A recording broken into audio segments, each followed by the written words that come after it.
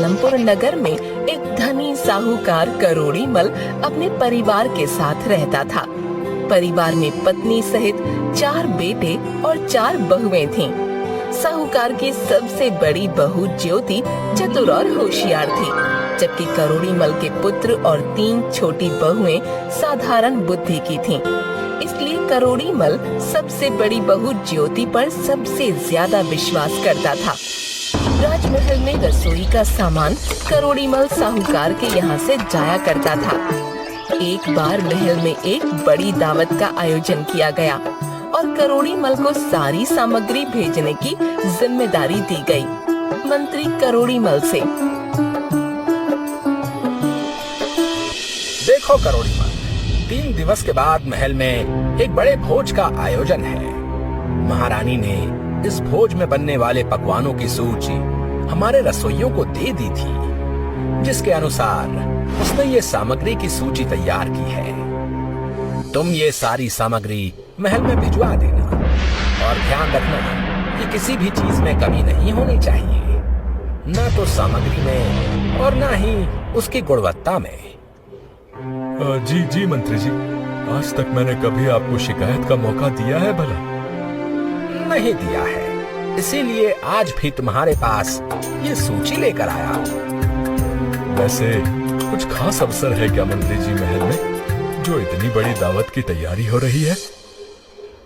हाँ, हमारी राजकुमारी के विवाह की बात चल रही है, जिसके लिए महाराज के करीबी मित्र व पड़ोसी राज्य सोनपति के महाराज अपनी महारानी व राजकुमार के साथ पधारने वाले हैं। अरे ये तो सच में बड़ा ही खास अवसर है। आप निश्चिंत होकर जाइए, मैं समय पर सारी सामग्री लेकर स्वयं महल में हाजिर हो जाऊंगा। मंत्री महल वापस चला गया और करोड़ी मल अपने बेटों और नौकरों की सहायता से महल में भेजी जाने वाली सारी सामग्री को एक तरफ रखवाने लगा। करोड़ी मल अपने नौकरों से, देखो ये सामान हमारी राजकुमारी के ससुराल से आए हुए मेहमानों के लिए भोजन बनाने में प्रयोग किया जाएगा, इसलिए हर सामान को रखने से पहले अच्छी तरह उसकी जांच पड़ताल कर लेना, ठीक है? कहीं कोई गलती ना हो जाए, ठीक है? सेठ जी, आज से पहले क्या कभी हमारे किसी भी ग्राहक ने गुणवत्ता से संबंधित कोई शिकायत की है? नहीं की है, फिर भी ये हमारी ही जिम्मेदारी बनती है कि हम अपने व्यापार की गुणवत्ता को बनाए रखने के लिए हर सामग्री की बारीकी से जांच पड़ताल कर लें। ठीक है सेठ जी, आपने जैसा हुक्म दिया है सारा काम वैसे ही होगा। नौकरों को भी अपने सामान की गुणवत्ता पर पूरा भरोसा था, क्योंकि जो सामान बाहर से आता उसे पहले साफ सुथरा करके बोरियों में भरा जाता। नगर के सभी लोग करोड़ी मल के द्वारा बिक्री किए जाने वाली सामग्री की गुणवत्ता की तारीफ करते थे। नौकरों ने सामग्री को रखने से पहले जांच पड़ताल की और सारी सामग्री महल से आई सूची के अनुसार तैयार कर दी गई। सेठ जी, सारी सामग्री महल जाने के लिए तैयार है और गाड़ियों में रख दी गई है। अब ये सामग्री लेकर महल कौन जाएगा? आपने ये तो बताया ही नहीं। आज सामग्री पहुंचाने मैं स्वयं महल में जाऊंगा।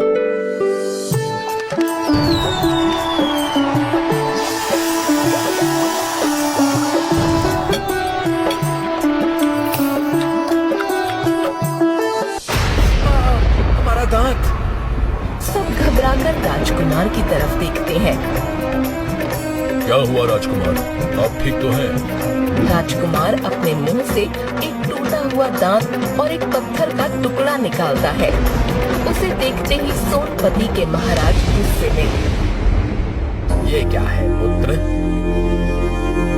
पता नहीं पिताजी, मेरे मुख में ये पत्थर का टुकड़ा आया और जिसे चबाने की वजह से मेरा दांत टूट गया। राजकुमार की बात सुनकर वहाँ उपस्थित कुछ लोगों को हंसी आ जाती है और ये देखकर सोनपति के महाराज और महारानी क्रोधित हो जाते हैं। क्या आपने हमें अपने राज्य में हंसी का पात्र बनाने के लिए बुलाया था? नहीं नहीं मित्र, आप ये कैसी बातें कर रहे हैं? बस बहुत हो गया। अब हम खुद को या अपने पुत्र को किसी का पात्र बनते नहीं देख सकते। हम यहाँ से जा रहे हैं। चलिए महारानी, अब हम एक क्षण भी यहाँ नहीं ठहर सकते। नहीं नहीं मित्र, आप हमारी बातें सुने। हमने ये सब जानबूझकर नहीं किया है। और आप निश्चिंत रहिए, हम ये गुस्ताखी करने वाले को इसकी सजा अवश्य देंगे, और सजा भी ऐसी देंगे कि उसे जीवन भर याद रहे। पालनपुर के महाराज की किसी भी विनती का असर सोनपति के महाराज के ऊपर नहीं पड़ता और वो क्रोध में भरकर अपनी महारानी और राजकुमार के साथ अपने नगर लौट जाते हैं। मंत्री जी, हमने आप सबको सूचित किया था इस आयोजन के बारे में, फिर भी आप सबकी गलती की वजह से आज हमने न सिर्फ अपनी राजकुमारी के लिए एक अच्छा वर, बल्कि अपना एक अच्छा मित्र भी खो दिया है।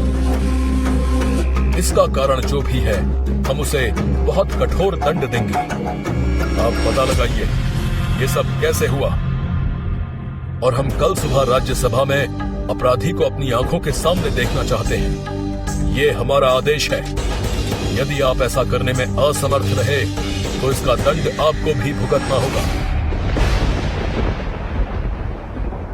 फिर क्या था, मंत्री ने अपने प्राण बचाने के लिए रसोइयों को पकड़ा।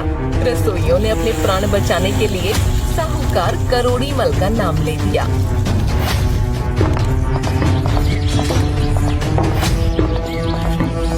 मंत्री जी, मुझे क्षमा कर दीजिए। ये सब न जाने कैसे हो गया, जबकि मैंने अपने सभी नौकरों को हिदायत दे रखी थी। हमें कुछ नहीं पता। ये जिम्मेदारी हमने तुम्हें दी थी और तुम्हारी वजह से ही सब कुछ हुआ है। अगर तुमने स्वयं सामग्री की जांच पड़ताल की होती और अपने सामने जांच कराई होती तो ऐसा बिल्कुल भी नहीं होता, और आज हम राजकुमारी का विवाह तय होने की खुशियां मना रहे होते। शायद आपकी बात सही है। अगर मैंने जिम्मेदारी ली थी तो मुझे स्वयं अपने सामने सारा काम करवाना चाहिए था। मैं दंड के लिए तैयार हूँ। राज्यसभा में महाराज ने इस अपराध के बदले करोड़ी मल को राज्य से निष्कासित करने का आदेश दे दिया। महाराज ने करोड़ी मल को आदेश दिया कि नगर छोड़ते समय साहूकार करोड़ी मल और उसके परिवार के सदस्य अपने शरीर के वस्त्रों और आभूषणों के अतिरिक्त कुछ न ले जाएं। करोड़ी मल क्या करता, वह विवश था। उसने अपने परिवार को महाराज के आदेश के बारे में बताया और उसी हालत में नगर छोड़कर चलने के लिए कहा। सभी तैयार हो गए। जाने से पूर्व बड़ी बहू ज्योति ने राजा के सिपाहियों से पूछा, क्या हम रास्ते में खाने के लिए कुछ रोटियां अपने साथ ले जा सकते हैं? ठीक है, परंतु सिर्फ रोटियां, उसके सिवा और कुछ भी नहीं। आप सबकी बड़ी कृपा है। बड़ी बहू ज्योति ने आटा गूंथा और उसमें 4 बहुमूल्य माणिक्य छुपा दिए। उस आटे की रोटियां बनाई और उन्हें पोटली में बांध लिया। जब उनका परिवार नगर छोड़कर जाने लगा, तब सिपाहियों ने पोटली की तलाशी ली। उसमें रोटियां देखकर उन्होंने कुछ न कहा। साहूकार करोड़ी मल और उसका परिवार नगर से निकल पड़े।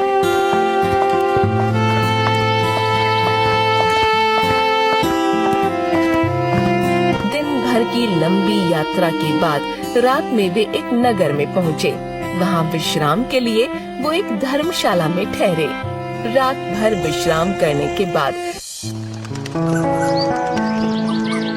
जब वे उठे तो साहूकार करोड़ी मल, तुम सभी अपने अपने आभूषण मुझे दे दो। उन्हें बेचकर मैं खाने पीने की वस्तुओं और वस्त्रों की कुछ व्यवस्था करता हूँ। तब बड़ी बहू ज्योति ने रोटियों में छुपाए माणिक्य में से एक माणिक्य देकर कहा, पिताजी, आपको आभूषण बेचने की आवश्यकता नहीं है। ये लीजिए माणिक्य, इसे बेचकर कुछ धन की व्यवस्था कर लीजिए। उस धन से रहने के लिए घर का बंदोबस्त हो जाएगा और खाने पीने की वस्तुएं भी मिल जाएंगी, और साथ ही साथ आप व्यापार भी प्रारंभ कर सकेंगे। तुम ये माणिक्य अपने साथ ले आई, ये तुमने बहुत अच्छा किया। अन्यथा न जाने हम सबकी क्या स्थिति होगी। मैं अभी इस नगर के सबसे बड़े जौहरी के बारे में जानकारी प्राप्त करता हूँ और उसके पास जाकर इस माणिक्य को बेचकर धन लेकर आता हूँ। तुम सब यहीं पर मेरी प्रतीक्षा करना। करोड़ीमल माणिक्य लेकर सबसे बड़े जौहरी का पता लगाता है और उसे माणिक्य दिखाते हुए कहता है, मुझे ये माणिक्य बेचना है। आप इसका क्या मूल्य दे सकते हैं? कृपया मुझे बताएं। बहुमूल्य माणिक्य देखकर उस जौहरी के मन में लोभ आ गया। वो माणिक्य हथियाने के बारे में सोचने लगा। जौहरी ने साहूकार करोड़ीमल से कहा, ये माणिक्य तो बहुत कीमती है। इसके लिए धन मुझे घर से मंगाना पड़ेगा। मैं अपने नौकर को घर भेजता हूँ। तब तक आप यहाँ आराम से बैठिए। उसने साहूकार करोड़ीमल को एक कमरे में रखी कुर्सी पर बैठने को कहा, जो कच्चे सूत की बनी थी और उस पर एक गद्दा रखा हुआ था। उस कुर्सी के नीचे एक छेद था जो सीधे तहखाने में जाता था। साहूकार करोड़ीमल जैसे ही कुर्सी पर बैठा, कच्ची सूत टूट गई और साहूकार छेद से होते हुए तहखाने में जा गिरा। जौहरी ने फौरन तहखाने का छेद पत्थर से बंद कर दिया और उसके ऊपर पहले के समान कुर्सी रख दी। फिर माणिक्य को तिजोरी में रख दिया। उधर धर्मशाला में सभी करोड़ीमल की प्रतीक्षा करते करते थक गए, मगर वह नहीं लौटा। तब बड़ी बहू ज्योति ने अपने पति को दूसरा माणिक्य देकर कहा, जाओ बाजार जाकर पिताजी को ढूंढो। अगर मिल जाए तो इस माणिक्य को वापस ले आना। यदि न मिले तो माणिक्य बेचकर खाने पीने का सामान और वस्त्र ले आना। ज्योति का पति माणिक्य लेकर बाजार चला गया। वहाँ उसने अपने पिता की तरह ही सबसे बड़े जौहरी का पता लगाया। लोगों ने उसे उसी जौहरी के पास भेजा जिसने उसके पिता को कैद कर दिया था। जौहरी के पास पहुंचकर ज्योति के पति ने माणिक्य जौहरी को दिखाया। सेठ जी, मुझे ये माणिक्य बेचना है। क्या आप मुझे इसकी सही कीमत बताएंगे? लगता है ये भी सेठ के साथ आया होगा। इसे भी उसी जगह पर ठिकाने लगाना होगा। आज का दिन तो बड़ा ही अच्छा है। मुझे बिना दाम दिए इतने महंगे और अनमोल माणिक्य मिल गए। वो भी दो। हाँ, बिल्कुल दे सकता हूँ तुम्हें इनकी अच्छी कीमत। तुम बिल्कुल सही जगह पर आए हो। लालची और धूर्त जौहरी ने उसके साथ भी वही किया जो उसके पिता के साथ किया था, और अब दोनों पिता और पुत्र जौहरी के तहखाने में कैद थे। जब ज्योति का पति भी वापस न लौटा तो उसे चिंता होने लगी। उसने स्वयं बाजार जाने का निर्णय लिया। अपने आभूषण बेचकर खाने पीने की चीजों और वस्त्रों की व्यवस्था कर परिवार वालों को दिया और उनसे कहा, मैं पिताजी और अपने पति को खोजने जा रही हूँ। जब तक मैं वापस न आऊँ, आप सब धर्मशाला के अंदर ही यहीं पर एक साथ रहना। हम में से किसी को भी खोजने बाहर न निकलिएगा। ज्योति ने अपने लिए सिपाही की पोशाक खरीदी और सिपाही का भेष बनाकर वो राजा के दरबार में पहुँच गई। महाराज, मैं एक बहुत गरीब परिवार से हूँ। हमारे पास ना तो जमीन है और ना ही पैसे हैं। घर को चलाना बड़ा ही मुश्किल है। मैं आपसे अनुरोध करता हूँ कि मुझे आप अपने दरबार में सिपाही की नौकरी दे दीजिए। ठीक है, तुम हमारे महल में पहरेदारी का काम कर सकते हो। कुछ दिनों तक सिपाही के रूप में ज्योति ने महल की पहरेदारी की। वहाँ उसे पता चला कि महल के पशुशाला में रोज रात एक राक्षस आकर उत्पात मचाता है। ज्योति राजा के पास जाकर बोली, महाराज, मुझे पशुशाला की पहरेदारी की आज्ञा दे दीजिए। क्या कहा तुमने? पशुशाला? क्या तुम्हें मालूम नहीं कि पशुशाला में रोज रात को एक राक्षस जाकर उत्पात मचाता है? मुझे पता है महाराज, इसीलिए मैं आपसे पशुशाला की पहरेदारी की आज्ञा मांग रहा हूँ। पहले तो राजा हिचका, पर बाद में उसे अनुमति दे दी।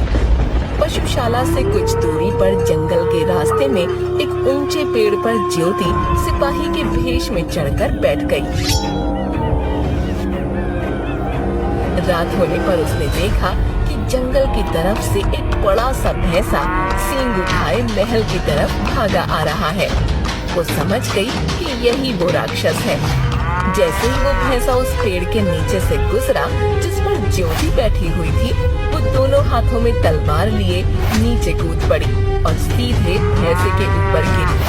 भैंसे पर गिरते ही तलवार की तेज वार से भैंसे का सिर काट दिया।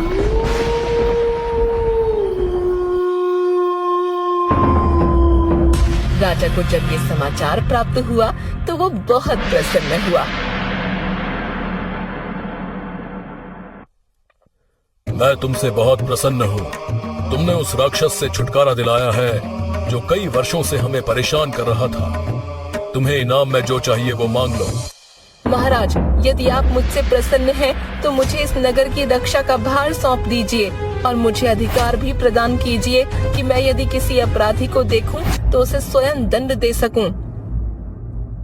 हम तुम्हारी काबिलियत से बहुत प्रभावित हैं, इसलिए आज से हम तुम्हें इस नगर का कोतवाल घोषित करते हैं और साथ ही तुम्हें ये भी अधिकार देते हैं कि तुम किसी भी अपराधी को स्वयं दंड दे सकते हो।